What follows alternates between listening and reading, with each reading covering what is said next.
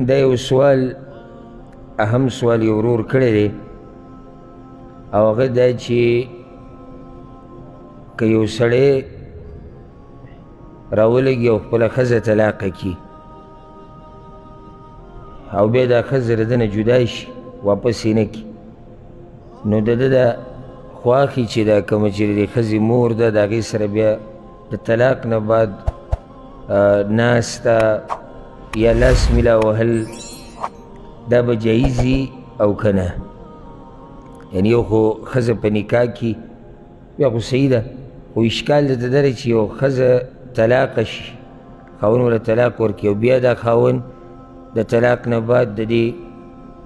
خواښې سره خبرې اترې ناسته د هغې سره لاس میلا وهل مصافحه کول چې دا به جایز وي او که نه الجواب بله چې کومه رشته په موږ باندې حرامیږي دریم قسم هغه د ښځې مور چې څه ورته وایي خلک خواښې خواښې په زوم باندې څه ده حرامه ده او د همیشه دپاره حرامه ده دې کې دا غرور د سوال جواب راځي خواښې د همیشه دپاره حرامه ده که د دې دا لور مړی او که د دې دا لور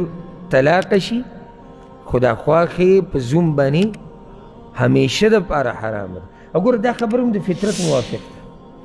د عقل موافق ده یعنی یو جنۍ د یو کس په نکاح کې ده څنګه به دی بیا د دې نه بعد د دې د مور سره نکاح کوي عقل یې نه مني روغ فطرت یې نه مني الا دا که یو سړي نه ځناور او څاروی جوړ شي والعیاذ بالله داسې کیسونه پکې شتي خلک خو هر قسمه شتي داسې خو پرېږدي چې نکاح کې راولي یعنې غلط تعلقات هغه د خواښې سره دي او په نکاح کې یې څوک ده د ده که ښځې لور ده نو دا حرامه ده د همیشه دپاره حرامه ده دغه شان دا ورسره فایده ده کې د خواښې مور حرامه ده او په بره داسې ځه په بره چې څومره راځي هغه ټولې په ده باندې حرامې دي ټولې په ده باندې حرامې دي ښه د رور سوال څه و وایي زمونږ د خو جواب کې سوال ورک شو چې ښځه طلاقه شي نو بیا د دې خواښې سره مصافحه کولی شي او که نه د هغې مخ ته کتی شي او که نه د هغې سره ناسته کولی شي او که نه تاسو یې جواب وکړئ ځه ولې ځکه چې دا د همیشه دپاره حرامه شو او ما تاسو ته ګوره دقه فایدې دپاره دومره تفصیلي جواب درکړو تاسو اوس د عمله جواب راکړو که نه دا هم په دې راکړو ځکه چې تاسو ته پته ولګېده چې څوک په موږ حرام دی او څوک په موږ نه دی حرام نو یو سړی راولګېد خپله ښځه یې طلاقه کړه یا دا ښځه یې مړه شوه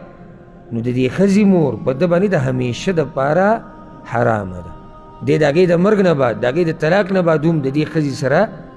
خبرې اترې مصافحه کولی شي او مخ ته ولکتی شي خو دې کې یو شرط بعضو علماو لګولی دی هغه دا چې مصافحه یا ښکلول بعضې خواښیانې خپل زوم ښکلی چې کور ته راشي نو دا په دې شرط چې فتنه ترې نه جوړېږي فتنه ترې نه جوړېږي